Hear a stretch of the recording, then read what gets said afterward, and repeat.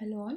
In this session, we are going to solve one more problem in the introduction to this engineering mechanics. That is, this problem is on the coplanar non-concurrent force system. Here you can see in the first problem we have solved concurrent force system, which is the forces passing from the same point, right? The forces which is passing from the same point, like this. So in this figure you can see all the forces are passing in the different points, so that is called like coplanar, like non-concurrent forces. So here the problem is, determine the resultant of the force system acting on the plate as shown in the figure given below with respect to AB and AD. So this is the problem. So this problem is based on the Varignon's principle. Varignon's principle states that summation of the moment of the resultant force is equal to summation of moment of all the other forces with respect to the same point. Okay, so first we need to know that if you want to learn the theorem, that is Varignon's theorem, please do watch Varignon's theorem in the last session. Okay, so here summation of Fx, right? Summation of Fx. First we need to find all the horizontal forces here. That is here. If you resolve this, plus 5 cos 30 degree, which is moving rightwards. Next, plus 10 cos 60 degree, which is also moving rightwards. Plus 14.14 cos 45 degree, which is also moving rightwards. So here for 14.41, here for 14.41 they have not given any angle. So just a second. Okay, here you can see only there is no angle here, so they have given, so we need to find with the formula. So we'll get cos 45 degree for that. So if you substitute this in all the values in Fx, so we'll get 19.33 Newton. Next, summation of Fy, that means all the vertical forces here, plus 5 sine 30 degree, which is moving upwards, minus 10 sine 60 degree, which is moving downwards. Next, plus 14.14 which is moving also upwards. Here you can see, yes, that is 5 sine 30 degrees moving upwards, minus moving downwards, and plus again moving upwards. So we'll get the answer, that is minus 16.16 Newton. So next, so substitute in the resultant force, that is R is equal to summation of Fx whole square plus summation of Fy whole square. So we'll get 25.2 Newton.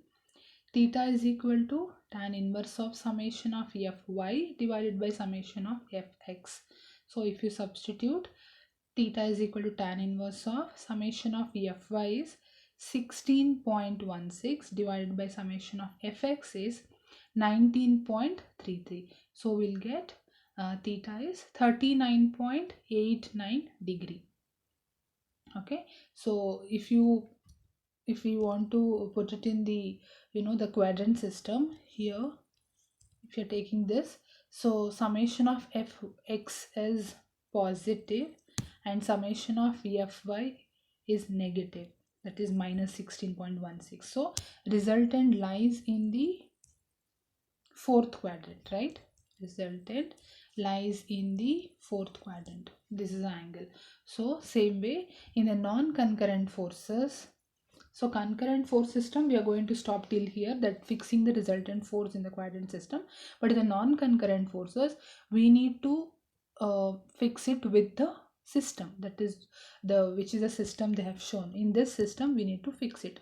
So for that we have two conditions, that is The resultant force should be the resultant force, it should be perpendicular to the given point, and also it should be in the clockwise direction. It should give clockwise moment to the particular point. Okay, so here they have mentioned as shown in the figure below with respect to AB and AD. So they're telling that is with respect to AB and AD we need to fix the resultant force. So therefore this resultant force is going to fix it with respect to this point. That is, two conditions we have. One is it should be perpendicular, and it should give clockwise moment to the particular point which we are considering. So here you can see resultant force is shown like this. So it is exactly perpendicular to the perpendicular to the point A, and also it will give clockwise moment to the particular point. So this is a way of fixing resultant force in the non-concurrent force system. So after that we need to apply the Varignon's principle. As I said, collect all the moment of other forces, take all the forces moment is equal to moment of the resultant force. The statement says, so what is the resultant force moment? As I said, it is moving clockwise direction. So 16.16x, still we don't know the distance. From here to here, that is d, that is I'm taking a small d, okay, is equal to some moment of all other forces. So we'll go to the system now. Okay, here at point A we need to take the moment. That is, if this is a point A, rotate all the forces towards A. That is 5 Newton is going to take a moment towards A, and this 10 Newton also, and 14.14 will become 0, that is nil, because it is moving with the same line, and 20 Newton is also clockwise direction. See, this is all. So here, that is 20 into 4 plus 5 cos 30 degree into 3 minus 5 sin 30 degree into 4 plus 10 cos 60 degree into 3. So therefore we'll get x is equal to 107.99 divided by 16 is going to the denominator 16.16. So therefore we'll get 6.683 meter. Also tan 39.89 is equal to y divided by 6.83.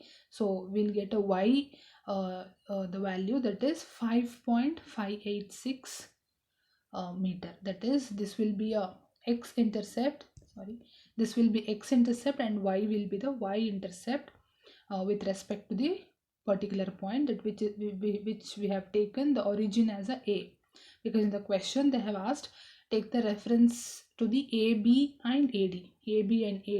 So the reference point will be AB and AD. So the reference point will be A. So with respect to that, we got the intercepts, that is x and y. Thank you.